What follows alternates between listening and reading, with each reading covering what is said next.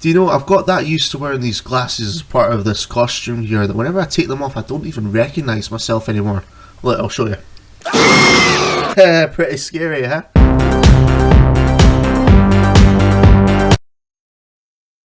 So today, folks, I'm going to go through seven tips to get you through as Monster in VHS. Now, for the most part, we're going to get straight into it, folks, but I just want to say, if you are enjoying this content that we've been producing so far on this channel, then please like and subscribe, because it will mean the world to me, and it does help this channel during its early days. Additionally, we are starting to stream on Twitch, so you can find a link to that in the description below. Okay, so number 1, check them corners, check them doors. Each map in VHS is littered with tiny little places and crevasses that the teens can hide in. Particularly open doors seems to be one, especially in the hotel level. Where'd you go? Oh, there. Oh, you went behind the door! Oh! Because generally speaking, you're a lot bigger than the teens as a monster, it's very easy for them to hide behind little things here and there. So there's behind doors, as I mentioned. There's shower stalls in the high school map. Treat every room as if you're a SWAT team member. You get in, you check all them corners, and then move on to the next one. Anyone who's using a controller rather than a mouse and keyboard setup, I would recommend adjusting the sensitivity on your analogs. Okay, number 2. Rifts are invaluable. Ass!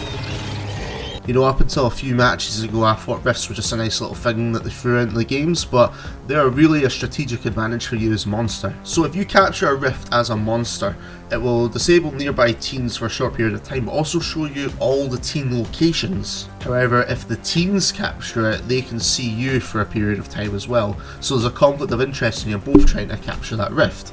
Now, as you're coming up to that rift, there's 2 real things that can happen here. Firstly, there's just what I just mentioned there, it gives you a real advantage in knowing exactly where all the teens are at that time. Second of all, you know that an armed teen is more than likely to show up.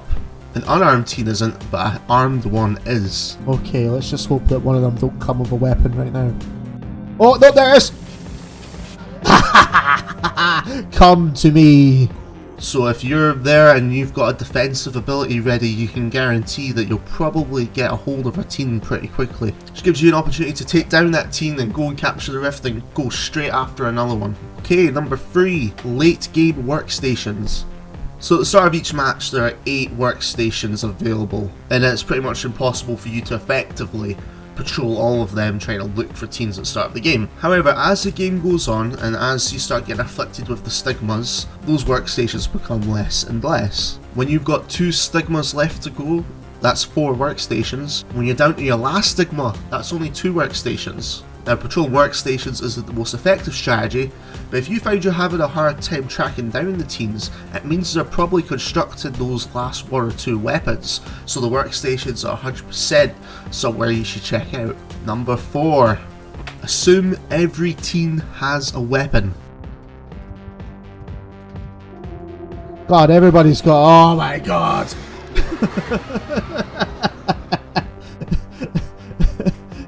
What do you do? What do you do? This is just a mindset that took me the longest time to kind of get in my head. It's just to assume that every teen is a danger. When you're running up to a teen, until you know for a fact that they do not have a weapon, assume that they do. Additionally, because there's a strong team player mechanic in VHS, if they don't have a weapon, assume wherever they're going, there's a teen with a weapon. Oh no, come on, no! Ah! Oh, what, they get that one.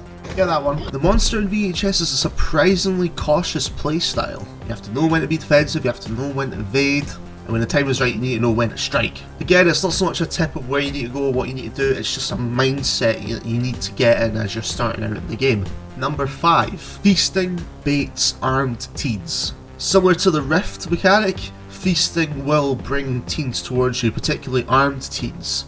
As you're feasting on downed teens, your position is visible to all the other teens. As such, unarmed teens are more likely to avoid that area, whereas armed teens are. So here's a cracking example from when I was playing the other day. I caught Gloria in the basement of the wart facility. So she's down and I start feasting on her. Then what I do is I just backed away. I was playing as werewolf, I had my howl ability ready, and sure enough, an armed teen comes strolling down the stairs.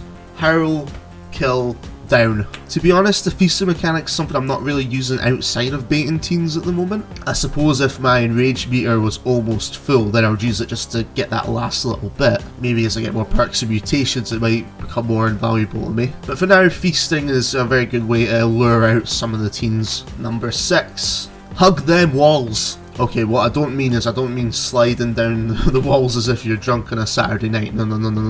What I do mean is mind your positioning when you're in the corridors. A lot of the corridors and a lot of the maps are actually quite wide, and even in the ones where they're slightly more narrow, the chances of you escaping getting caught by a stigma are relatively slim if you're right smack in the middle of those corridors. Ah, they're too far. Oh no! Oh no! Oh!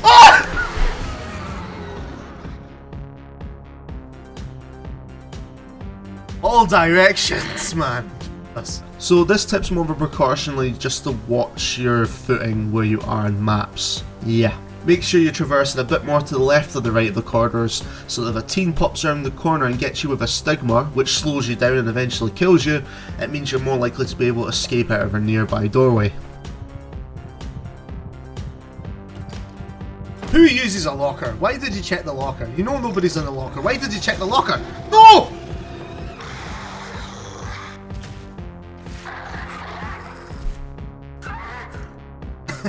Finally, number 7.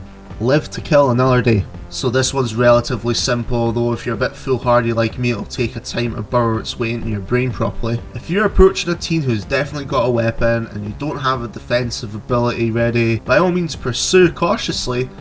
But if they know that you're there, then maybe it's best just to retreat. In a similar example to what I said earlier, even if you're pursuing an unarmed teen, if they're making their way towards a team that is armed, you're outnumbered. Just always assume if you're going in to attack a team that the odds are in your favour, that they're alone, that they're unarmed. If they are armed, make sure that you're prepared. And if none of those points match up, it's best to avoid the encounter entirely until you're ready to do so.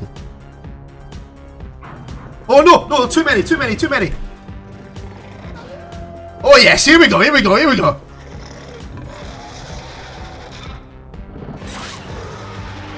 This is the main reason why some of the games drag out to that 15-20 minute mark, but at the same time it's the sign of a knowledgeable and cautious monster. I almost said killer there. Damn this YouTube channel name. So folks, now that we're end of our 7 list here, I want to ask you for our opinions on our potential 8th here. One of the things that I've been struggling with as a monster, and still am at the moment at the time of this video, is what to do during the early stages of the game, during the starting period of the game. For me personally, I'm really struggling with finding teens at the start. It feels like the first 2 or 3 minutes, sometimes longer, it's just me walking around the map not seeing anybody, because obviously they're crafting at the workstations. But whenever I get to the workstations and I feel like I've gone around all 8 of them, they just don't seem to be there. So I want to ask any of you who are currently playing the beta, what do you do during the early points of the game? Do me a favour, if you've got any tips for me in that regard, please feel free to put them in the comments below. I would love to know and mix up my strategy a little bit. Well, that's it for the time being. Please like and subscribe if you've enjoyed this content, and be excellent to each other, and I'll see you later. Bye bye.